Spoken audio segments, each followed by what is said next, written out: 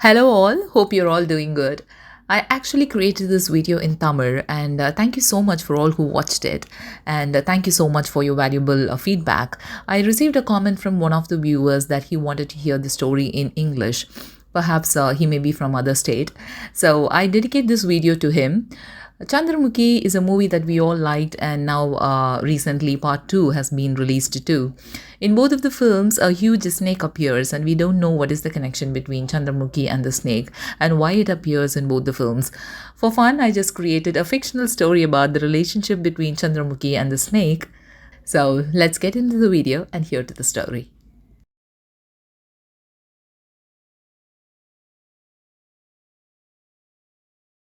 One day, when Chandramukhi and her friends were taking bath in a waterfalls, they heard some noise in a bush. When Chandramukhi went near, she saw that there was an eagle eating a lot of eggs. Chandramukhi chased the eagle and she saw that there was one egg which was lying safe, while the other eggs were eaten by the eagle. Thinking that it was a peacock's egg, Chandramukhi took the egg home. She was so curious that when the egg would hatch, and then she can see the baby peacock. But unexpectedly, when the egg hatched, a baby snake came from the egg. At first, Chandramukhi was afraid to approach, but then slowly she went closer to the snake.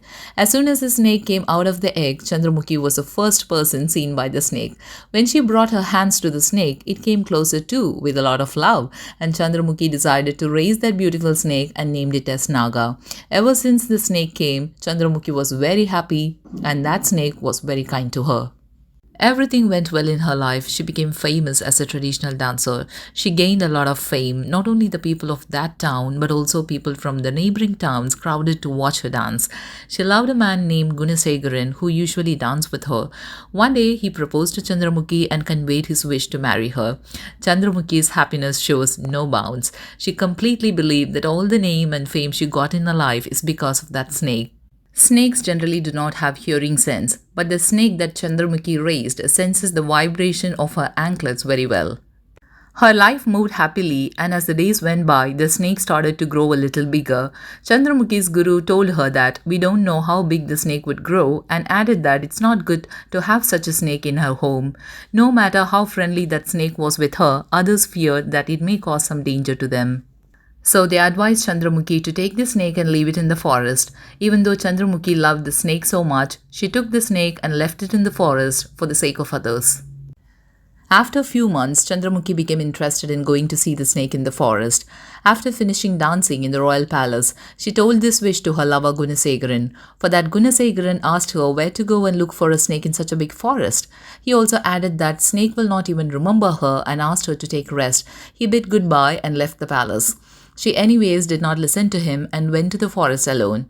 Two men who were cutting firewood were mesmerized by her beauty and tried to misbehave towards Chandramukhi.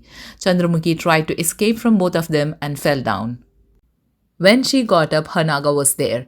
It encircled Chandramukhi and ensured that she was safe. Chandramukhi was surprised to see the snake which has grown so big. Those two men ran out of fear after seeing such a huge snake. Naga sensed the vibration of Chandramukhi's anklets and came there to see her. Out of happiness, Chandramukhi hugged that snake, then left from there saying that she would come to see Naga from then on. As said, she often went and met that snake in the forest. When things were doing good, one day a king named Vetin captured their town. He was mesmerized by Chandramukhi's beauty and wanted to marry her. He forced Chandramukhi to stay in his palace. Chandramukhi, of course, loved Gunasegaran and therefore she often met him without king's knowledge. They both planned to elope from there. King Vetin came to know about it and killed Gunasegaran, and Chandramukhi was also set on fire. The soul of Chandramukhi, who was killed brutally, was there in the palace. As Chandramukhi, who used to visit often, did not come, one night the snake came to the town in search of Chandramukhi. As it was not able to see Chandramukhi anywhere in the town, Naga went to the palace and looked for Chandramukhi. Seeing the photo of Chandramukhi in her room, Naga started to search the room to see if Chandramukhi is present or she is elsewhere. Then Chandramukhi's soul came crying and said that if only you have been with me, none of this tragedy would have happened. Chandramukhi's soul regretted that she made a mistake by leaving the snake in the forest. Chandramukhi's spirit insisted the snake that it should always be with her, so the snake never left the palace. King Vettayan was threatened by Chandramukhi's soul, and so all the great scholars were invited to control the spirit of Chandramukhi. But none can defeat the monstrous Naga.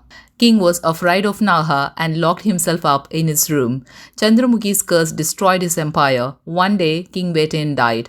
After that, no one ever went to the palace. None of them came forward to buy that palace. Years later, a person named Sendilnathan bought the palace, even after people warned him that the palace was haunted. And what happened next? You all would have seen in Chandramukhi's movie. As I mentioned earlier, the content of this video is completely imaginary. Thanks for watching. If you like the video, please like and subscribe and hit the bell icon. See you all in the next video. Until then, bye. Take care.